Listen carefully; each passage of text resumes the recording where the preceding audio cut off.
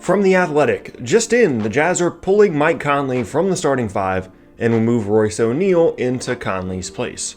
2 hours later, The Athletic.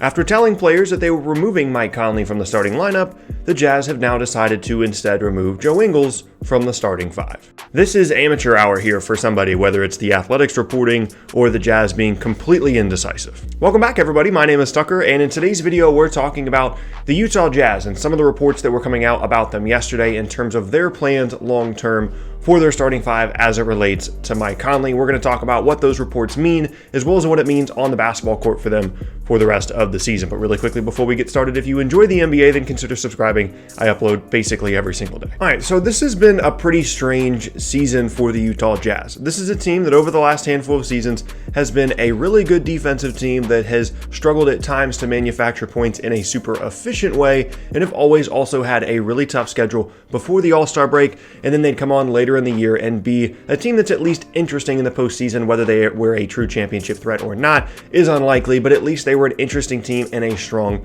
postseason team.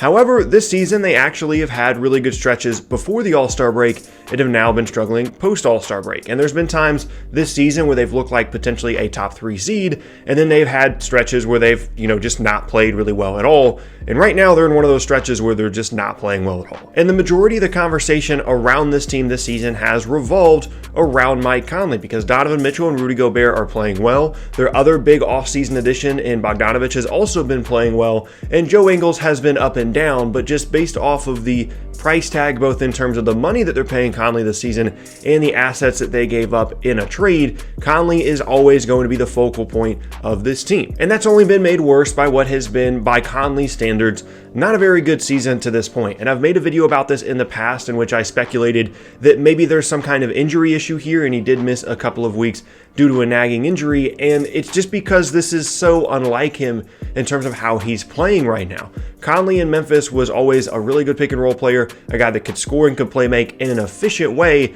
and this season that is what has marked his play most, is just inefficiency. And it's unfortunate because this was supposed to be a big piece for this team that they were going to bring in as a veteran presence, someone that was going to allow Donovan Mitchell to not have to take on so much of the ball handling responsibilities. In addition to Bogdanovic, the whole point of this season and these two additions were to make life a little bit easier on Donovan Mitchell. And unfortunately, Conley just hasn't been efficient enough with the ball in his hands to warrant a ton of offensive responsibility. And then off the ball, he hasn't been great as a shooter either, and hasn't been as good defensively as maybe you would have hoped. So overall, it just hasn't been a very successful addition for this team. And in the 29 games that Conley has started this season, they're just 16-13. And in this recent stretch of poor play for the Jazz, the conversation has been, well, maybe they should just bench Mike Conley in favor of someone like Royce O'Neale that provides them a little bit more defense, and then Conley and Jordan Clarkson will run the second unit for the team, and then you'll kind of figure it out in terms of your other rotations throughout the game. And then this report came out yesterday that said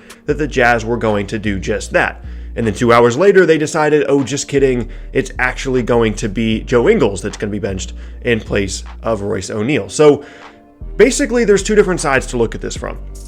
Either this is really, really bad reporting by The Athletic, and they either got the wrong information or reported the wrong information, and then 2 hours later, they got the correct information and tried to make the Jazz look bad by saying that the players had already been told and then things had been switched around. Or the Jazz legitimately decided Conley and then 2 hours later changed their mind and decided on Ingles. Either way, it's not a good look. For me personally, I think it was probably indecisiveness on the Jazz's part, because as I said in the second tweet, it seemed like players were being told already, and Mike Conley had been told specifically that he was not going to be starting anymore, and then a couple hours later, suddenly he was going to be starting. So I don't think this was The Athletic, at least that's my own opinion. I think the Jazz are just being indecisive. All right, with all that said, let's talk about the basketball side of this. So moving Joe Ingles to the bench instead of Mike Conley is an interesting move, because they had Ingles coming off the bench to begin the season, and they had O'Neale and Bogdanovic, Conley, Mitchell, and Gobert in most of their games, and Ingles wasn't very good at all. And this is a guy that's been a really integral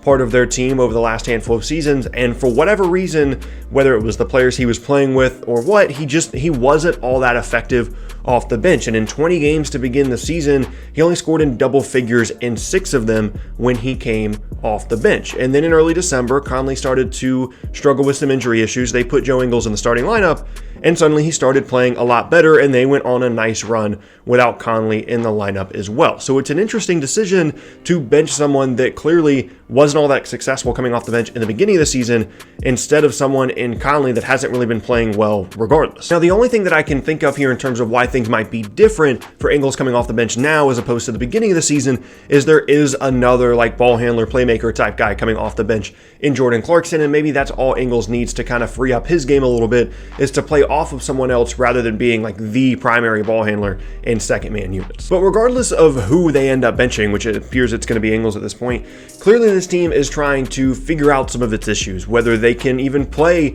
Ingles and Conley together for significant minutes, because that seems to be the core of the issue here, is having too many ball handlers, and Mitchell and Bogdanovich are both really good, so you're going to keep both of those guys, and they're trying to figure out which one of the other guys is going to be good on both ends of the floor. And then they're also trying to figure out how good their defense can be without Royce O'Neale on the floor, and whether he is more of a necessity against starting units because he can guard the other team's best player pretty effectively, and that's kind of what he does. And to be completely honest with you, my main concern here is not necessarily the starting group. Obviously, you want to get off to a good start in the game. You want to make sure that your main guys, when they're playing together, are playing well together. That's the whole point, because typically your bench units are not going to be as good as your starting unit. Makes complete sense.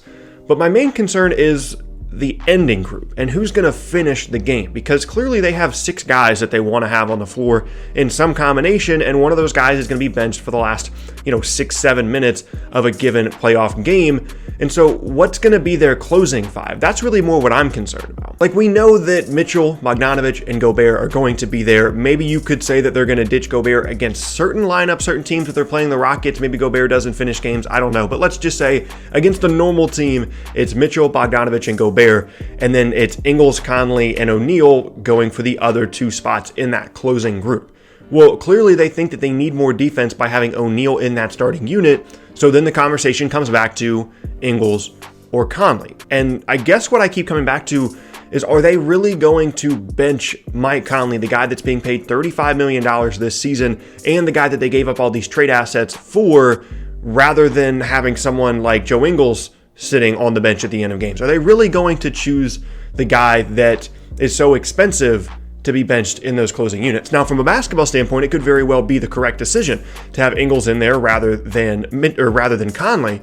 But just from an optics standpoint, the guy that's supposed to be the missing piece, is he really not going to be closing games for you in the postseason, when this was supposed to be one of the things he brought to this team, was postseason experience and a veteran presence? I don't know. It's going to be a tough decision. And at the end of the day, what all of this means is maybe this is just a roster construction issue at this point, right? Like, maybe they got one too many ball handlers, and they have 4 guys that want to have the ball in their hands, whether it's Mitchell or Conley or Bogdanovich or Ingles, and they don't have enough Royce O'Neale types, guys that are just going to defend and shoot off the ball. Maybe that's what it comes down to, is they shouldn't have traded for someone like Conley if they were already planning on bringing in someone like Bogdanovich, because they have too many ball handlers. Maybe they should have brought in a more of a defender 3-and-D type, or they should have brought in Conley, and then instead of bringing in Bogdanovich, who's been awesome for them, by the way, maybe they should have brought in a 3-and-D wing.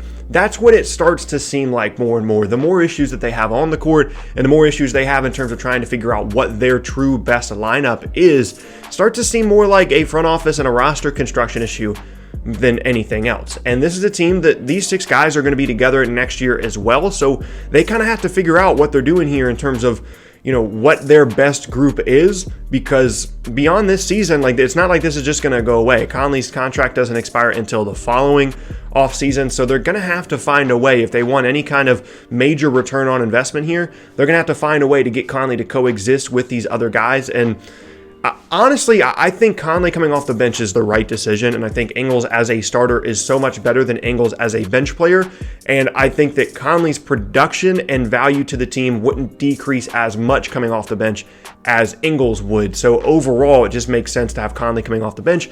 If he's okay with that, which I'm imagining he is, these are grown men. I'm not thinking that anybody's really going to get too upset about not being a starter for the team, and these all seem like team first guys, and they want to get it figured out. But like I said, the main concern here is Is this something that can be fixed, or is this just something that inherently is an issue with this team and they've got one too many guys that need to have the ball in their hands and they're just not going to be effective otherwise? And that's really more what I'm paying attention to than more so than the rumors and who's starting and who isn't.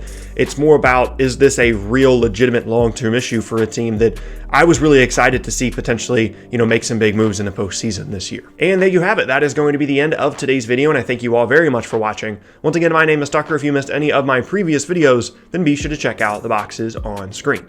Thanks again, and I'll see you all next time.